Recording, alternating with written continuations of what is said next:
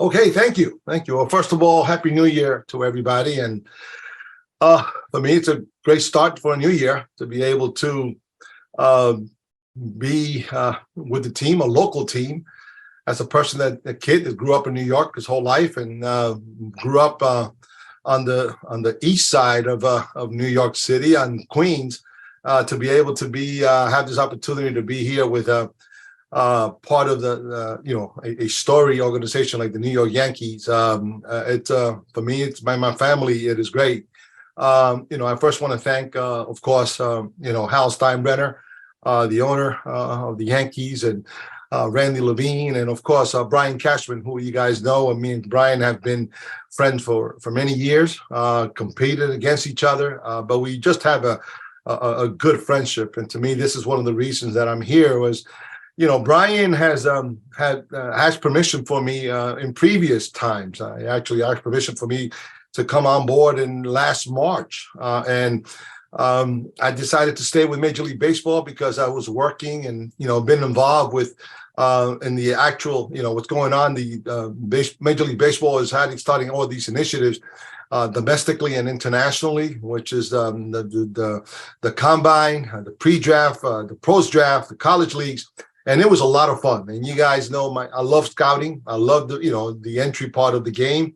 And I told him no at that time. But we spoke about it recently, and I just couldn't say no this time. I feel that to be able to be with Brian, guys that the Yankee organizations, people that I know, like Gene Afterman, who I know from many years and have had a lot of respect. Now you bring in like Brian Sabian, who in my eyes and to me is it's going to be a Hall of Fame, should be a Hall of Fame executive. I also think that when you look at Brian's thing, to be able to run those Brian and what I consider two future Hall of Fame executives, and then with guys that I have a great respect for, guys like Jim Hendry, and then Michael Fishman, who I've had a relationship with, and I think I've thought the world with, and has probably one of the best analytics department in the game, and been doing it for many years. People like that, I haven't met Kevin Reese much, but I'm looking forward to it. And Damon Oppenheimer, me and Damon go way back. Damon's mom used to work for Sandy Johnson, who's been one of my mentors, and me and Damon go way back. And Tim Neri, who I've known, and actually when we were with the Mets, I recommended him to interview for the managing job. So there's a lot of connectivity, a lot of people, and I'm a big believer that it's about people. This game is about the human element of the game. I love it, and there's to be able to come to the Story franchise. I'm just honored, and I want to thank everybody.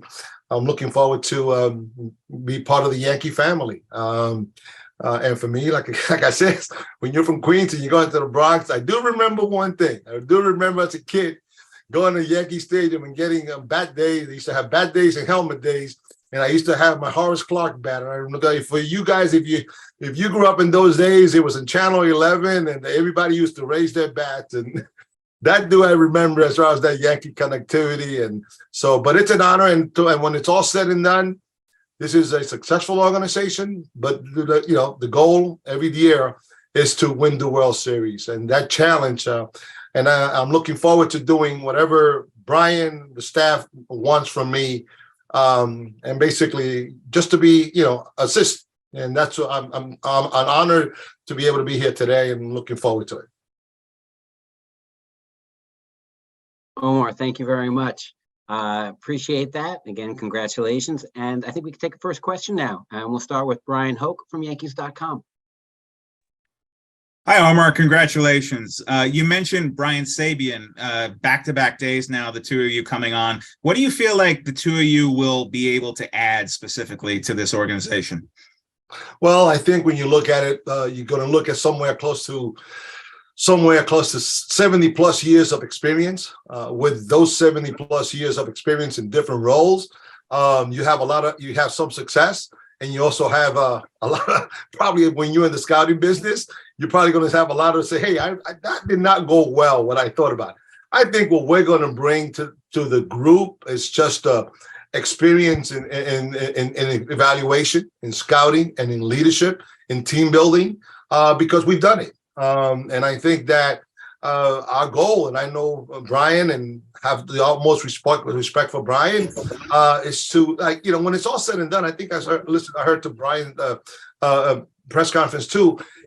We started off as scouts, and that's what we like to do. And we're blessed to be able to be where we are in our career, to be able to scout from top to bottom. So I think we're going to be able to just to provide advice, senior advice to the organization across the board. Thank you. We can take the next one from Chris Kirschner from The Athletic. Hey, Omar, congratulations. You've obviously been involved in front offices for a while now. How much of a balance do you feel is necessary with having scouting types like yourself and analytical types to provide that balance? That's a great question, Chris. And the key word that I think you're using, and I think what you're going to see more and more, is balance. I think we all agree that the game has changed. I think we all have to be open to new information, all kinds of forms of new information. But when the decision is done, when you're talking about team building, organizational building, balance is better. And I think I take a lot of pride in learning new ideas, and working with all these new ideas or people that have new ideas of the game.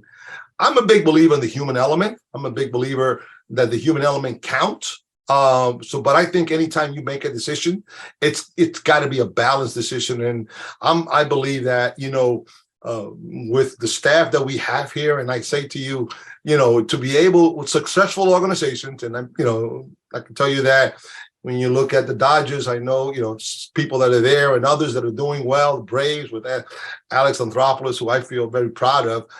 It's about balance. And I think,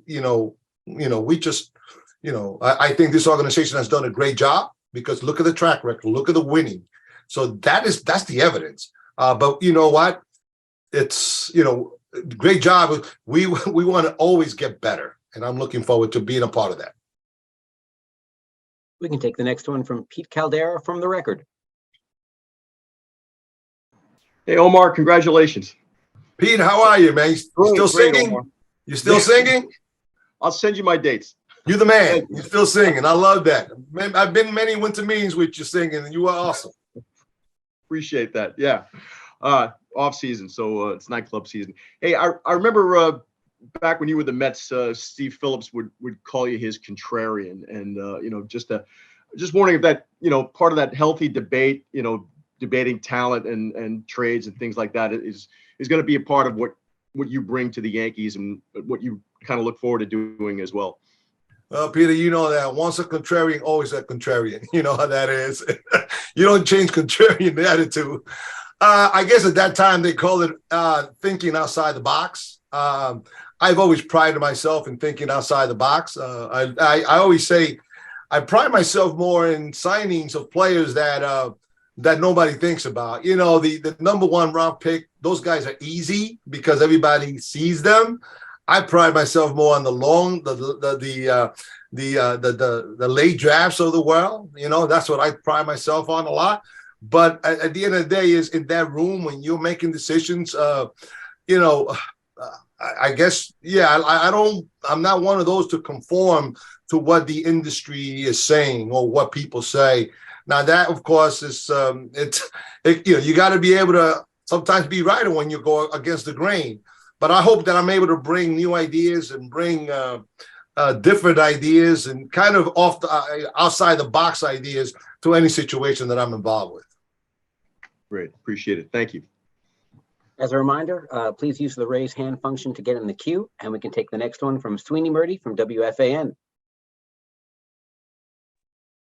Hello, Omar. Congratulations. Sweeney, great talking to you. Yes. Nice How to are see you? you. Hey, dude, first, real quick, I don't know, is there a difference? Like Brian Sabean was named advisor to Brian Cashman. You're being named advisor to baseball operations. Is there some sort of distinction in who you report to or how your responsibilities are laid out? I mean, really, I want to report to Brian Cashman, and how Brian decides to use us. That's going to be up to Brian, and to me, it's all about what can we do to help the Yankees. And as far as all those things. But I'm guessing that because of our background in scouting and development and all kinds of scouting, it's fair to say that if you look at my resume, you look at Brian's resume, it's going to be one that's going to be in player personnel, and that's what it is. How it plays out, I don't know. As long as we do the best thing to make the Yankees better every day. And kind of following up on what Pete was asking, like, do you feel your role in here is to just offer your opinion, or are you feeling like you're going to have some latitude to push Brian and say, like push for things you believe in and maybe have some hand in decisions as opposed to kind of just offering your opinion and having it be part of the puzzle? Well, listen, after being in the front office for many years, being a general manager, being a scouting director, the one thing I was taught early on, okay, is when you believe in something, you push for it. And that means, all it means is I'm going to have an opinion.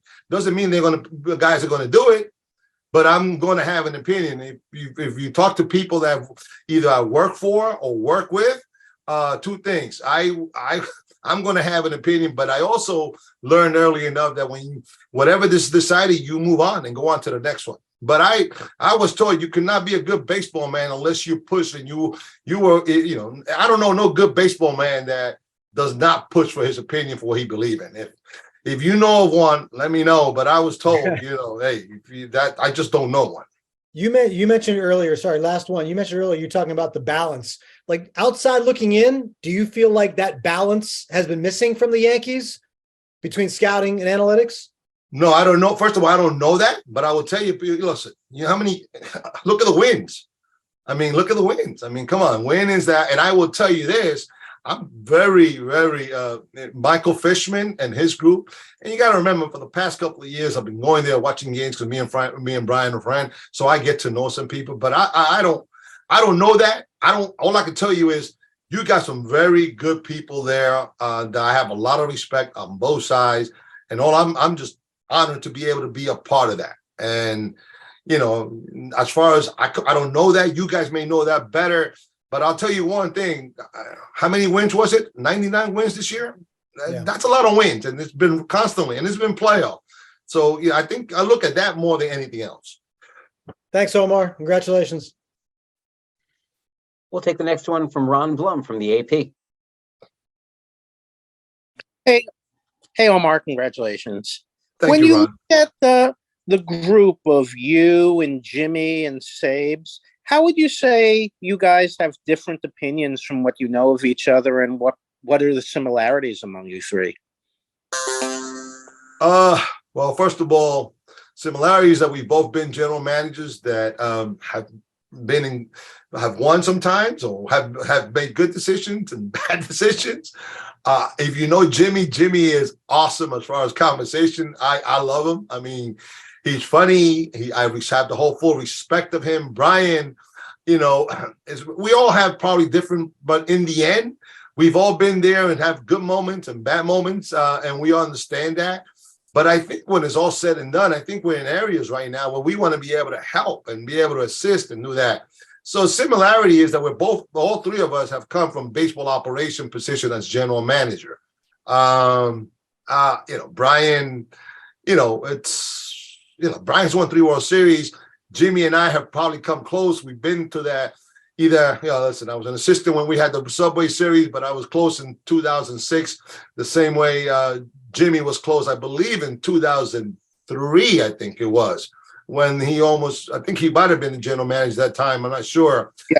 So, but I think what we have, is we've been around long enough to know that we don't know it all. And we've been around long enough to know that we just want to be able to help. And do you think in the 30 years since you started, the decision-making groups in front offices, have they evolved to have more people and more opinions as you've gone through your different teams, back to the Mets, then Padres, and this situation? Oh, no doubt, Ron. You know that. I mean, come on. You guys have been in the game long enough. First of all, let's start off, but let's look at the commissioner's office. How many people are in the commissioner's office? The game has grown so much in a lot of good ways, in a lot of great ways, with young talent, people of all kinds of ideas, having women involved in the game, the decision making. I think the game is really has changed, but it's changed for the good. But like anything else, the game can go one way, and then listen, we've all been there where this is this is the way to do things, and then it's changing. Actually, it was changing this year. We're going back to the way we play the game. You can't have teams that are. I'm thinking now. When teams now you can't move players in the opposite. The shift. You can't shift guys. So the game has always changed, but on personnel, of course, without a doubt, and that's natural. It's natural because of technology, and in the room, the actual room itself, decision making, you have much more people involved, and it should be. And you look, you're making decisions now to 300 million, 250 million on the major league side, and then on the amateur side, it's a total different ball game now with showcases, and then we're not even getting into the international side, which is a total different ball game. Which is something that I was doing with Major League Baseball, which I love to do. Was how can we make the international space better? The entry.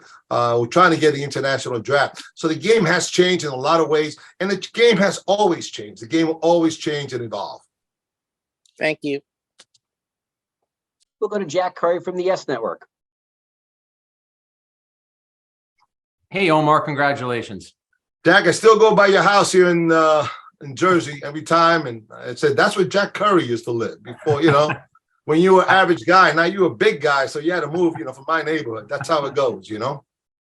I don't think anyone on this call cares about where I live or any of that stuff, but I appreciate you saying that, and I think I run by your house once in a while. But I wanted to go back to something you said at the beginning of the call. You said that Brian had courted you in the past. What made this time right? What did he say? What kind of promises were made? What kind of responsibilities were asked from you? What just made this time the right time to have this marriage? I just thought it was the right time for me. Look, I've been involved for the past 2 years. I've been involved with the Mets as an ambassador, nothing to do with baseball operation. I was more involved in the marketing, ticketing, and those type of things. But my baseball involvement was with the commissioner's office, involved in, like I said, in those other areas. But that being said, I'm a baseball operation guy. And I told Brian even in March, I said, look, Brian, I want to be able to try to do this with Major League Baseball. Really what it boiled down to was that, we're building and, being able to help Major League Baseball, two things, the initiatives that are baseball never had a combine. For the past 2 years, baseball has a combine. Think about that. Football has one. To be a part of that, and that's working and going really well. There's a combination. There's a pre-draft league, post-draft league. As you guys know, there was like about 20-some teams that were cut off. Opportunities. I've always been, how can I put myself involved in opportunities to help people play the game? So I thought this past year I needed one more year to be able to do this. And then, of course, the international draft, which Major League Baseball is still working. And I'm a big believer that we need to do it. So I'm able to, it was the right time, but it was in March. Certain things were not right that I felt were important. And now I feel that it was the right time for me right now to come on board. And I'm just grateful to Brian and all the Yankee, senior staff to want me on board. And then just to follow up on the balance between scouting and analytics that you've been asked about, Gene Michael, who I know you knew well, used to look at a stat sheet and say, these numbers are very important. So that would have been analytics back then. But then he used to point to his eyes and say, but these are just as important. How much does that philosophy correlate with your own philosophy? Very similar. I mean, I had a great relationship with Stick, but I will tell you one thing about Stick, and this people don't, I know because me and Stick had a lot of baseball conversation. Okay, but one thing about Stick was early on that on base percentage stuff. Yes. People don't forget that on base percentage early on, that was analytics. So Stick, besides being a hell of a baseball man, and because he was a Pirate. And my mentor's guy by the name of Sandy Johnson, they played together. So, and Stick over the years, and remember, Stick will always get those. He used to like those Latin players too. He was always big on Latin players because he grew up with the Pirates. But Stick, I still remember talking. And if I'm not mistaken, that team, he was one of those early guys on that, look, I want athletes, but I need guys to, to get on base. So he was, and I agree with him, it's not only just the eye, but I think you need to use the information. He just used it in a different way, and now that was the balance. But understand that Stick he was ahead of his time and his ways of thinking about certain data information that was important. Stick loved players that would play the game both ways. You play for Stick, he likes speed because he grew up in the pirate system. And we talked a lot of baseball over the years, Stick and I. I was taught by people that played in the pirate, the athletic. But being an athlete is not enough. You got to be an athlete, you got to know how to play, and you got to be able to get on base and all those things. So to Stick credit, we have a lot of similarities because we talked a lot of baseball over the years. Thank you, Omar. We'll go back to Brian Hoke with Yankees.com. Hey, Omar, I'm just curious, your dealings with Cashman when you were a GM, did you guys ever come close to completing a trade? Was there anything that you were kind of working on with him? What were your dealings like with Cashman? I think we did a deal together. It might have been the last one, and it could have been. I think I gave him Stanton, and he gave me some lefty. Felix Heredia. Who? Felix Heredia, right? I believe so. Yeah, I believe so. And I will say, of course, recently, I think in 2018 or 19, we kind of, when we had Wheeler out there, of course, Brody was the general manager, but a lot of the conversation was me and Cash together. And I remember that there was a trade in place that I'm not going to name the guys, but there was a trade in place. I think I say, I don't know, I'm going to pass on that. And looking back on it right now, I think we probably, unless they won the World Series, I think the names that he gave us were guys that we should have taken. It wasn't Aaron Judge, was it? No, that was not for sure. That was not for sure. Okay. Thanks, Omar.